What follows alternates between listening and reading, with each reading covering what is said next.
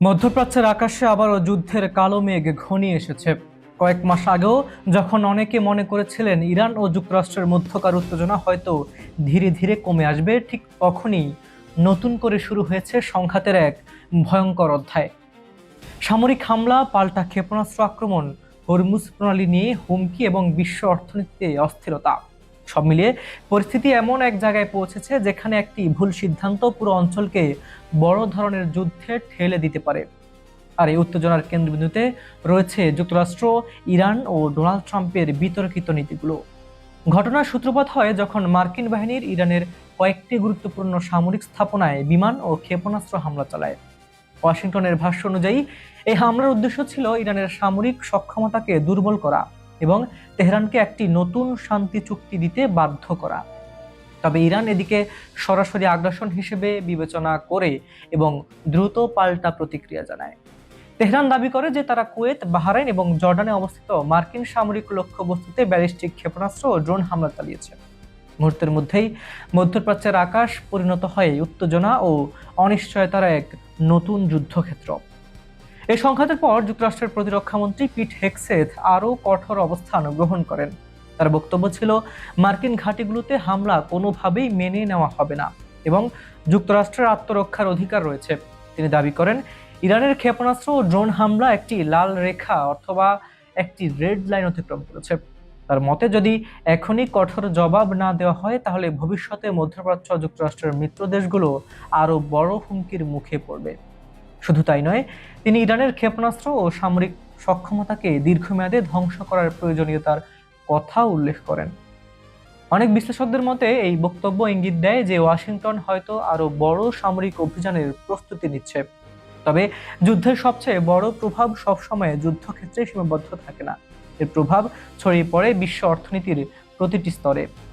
আর ঠিক সেখানেই সামনে আসে হরমুজ প্রণালীর বিষয়টি। বিশ্বের অন্যতম গুরুত্বপূর্ণ জলপথ দিয়ে প্রতিদিন বিপুল পরিমাণ তেল পরিবহন করা হয়। ইরান যদি সত্যি এই পথ বন্ধ করে দেয় বা জাহাজ চলাচলে বাধা সৃষ্টি করে, তাহলে বৈশ্বিক জ্বালানি বাজারে ভয়াবহ সংকট তৈরি হতে পারে। তেলের দাম কয়েক ঘন্টার মধ্যে লাফিয়ে বাড়তে পারে, যার প্রভাব পড়বে পরিবহন, শিল্প উৎপাদন, খাদ্যপণ্য ও সাধারণ মানুষের দৈনন্দিন জীবনে। অর্থাৎ মধ্যপ্রাচ্যে একটি ক্ষেপণাস্ত্র নিক্ষেপের প্রভাব পৃথিবীর অন্য প্রান্তে থাকা একজন সাধারণ মানুষের বাজার খরচও বাড়িয়ে দিতে পারে। এমন পরিস্থিতিতে আরো বিতর্কের জন্ম দিয়েছেন ডোনাল্ড ট্রাম্প। যখন সাধারণ মানুষ মূল্যস্ফীতির চাপে দিশেহারা, তখন ট্রাম্পের একটি মন্তব্য রাজনৈতিক মহলে ব্যাপক আলোড়ন সৃষ্টি করেছে। তিনি বলেছেন, তিনি মূল্যস্ফীতিকে ভালোবাসেন। এই মন্তব্যের পর সমালোচনার ঝড় ওঠে। অনেকেই প্রশ্ন তুলছেন, সাধারণ মানুষের কষ্টের সময় একজন রাজনৈতিক নেতা কিভাবে এমন মন্তব্য করতে পারেন। তবে ট্রাম্পপন্থীদের দাবি, তার বক্তব্যের পেছনে রয়েছে একটি বৃহত্তর অর্থনৈতিক ও কৌশলগত হিসাব। তাদের মতে, বিশ্ববাজারে তেলের দাম বাড়লে মার্কিন জ্বালানি কোম্পানিগুলো বিপুল মুনাফা অর্জন করে এবং একই সঙ্গে ইরানের ওপর আন্তর্জাতিক চাপও বৃদ্ধি পায়।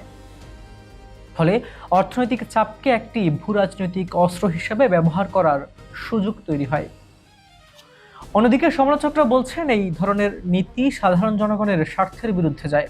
মূল্যস্ফীতি বৃদ্ধি মানে নিত্য প্রয়োজনীয় পণ্যের দাম বৃদ্ধি, জ্বালানি ব্যয় বৃদ্ধি এবং জীবনযাত্রার খরচ বেড়ে যাওয়া।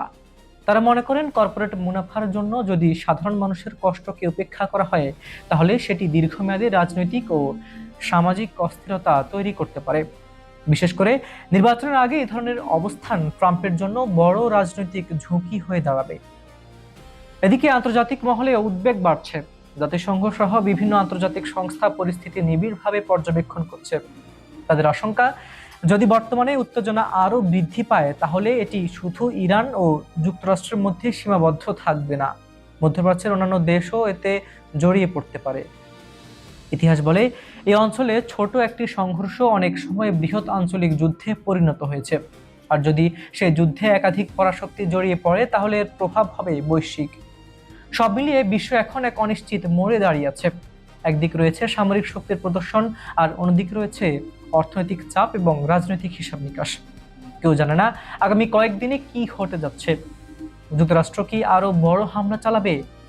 ইরান কি আরো কঠোর জবাব দেবে, নাকি হরমুজ প্রণালী কি সত্যি বন্ধ হবে, নাকি শেষ পর্যন্ত কূটনীতির পথেই সমাধান খুঁজে নেওয়া হবে? এসব প্রশ্নের উত্তর এখনো অজানা। তবে একটি বিষয় নিশ্চিত, মধ্যপ্রাচ্যে যে আগুন জ্বলছে তার ধোঁয়া শুধু ওই অঞ্চলে সীমাবদ্ধ থাকবে না।